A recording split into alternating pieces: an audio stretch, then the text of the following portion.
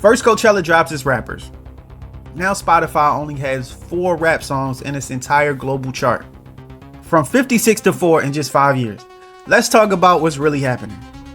What up? I'm J Mike, multi-platinum producer. I done work with artists like Drake, Future, Nicki, Wayne, etc. I've seen this machine from the inside.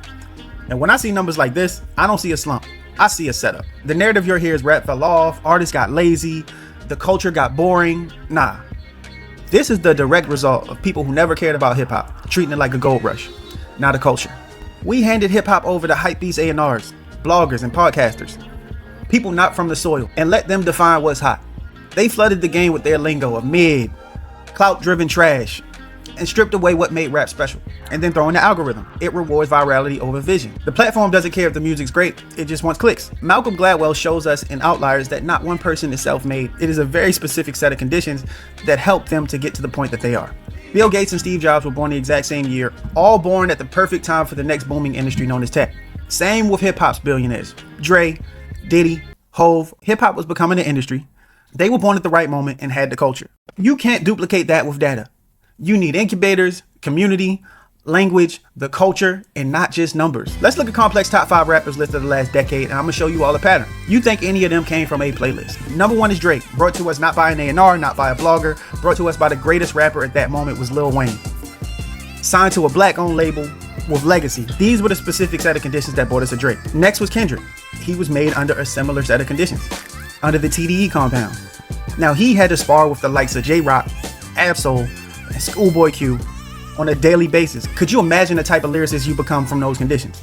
Built by peers, not A&Rs, not a playlist. Number 3, we got Kanye, Rockefeller. Black ownership again, brought in by Dame Dash and Hove, under the Rockefeller system. Number 4, we got Future. Now Future we know came from the Dungeon family, his cousin being the late great Rico Wade, rest in peace. And then him later being signed to one of the hottest rappers in Atlanta at the time, Rocco. And then finally at number 5, we got J. Cole. J. Cole was signed by who some believe is the greatest to ever do it, Jay-Z. No data, no team, just greatness. And that helped propel him to the superstardom that he is now. Not one came from a blog or a podcast or some new young A&R from the suburbs. They came from community.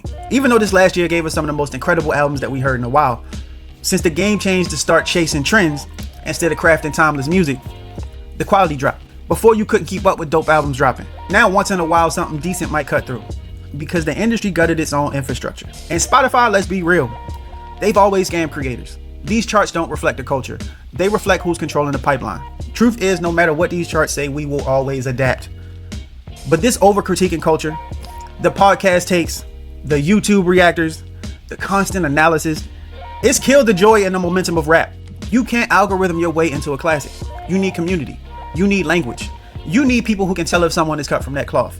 The way that I look at a producer versus the way a label or a publisher looks at a producer is a completely different lens. I come from the cloth. I know what's up. I know what they're capable of, etc. When they might just be able to make 1 or 2 cool beats and trick them. It's a completely different thing. You need people who can really tell if someone's cut from that cloth. So no, hip hop ain't dead. But if we don't reclaim it, they'll keep repackaging it until we don't even recognize it no more. Let me know your thoughts on this topic. Peace.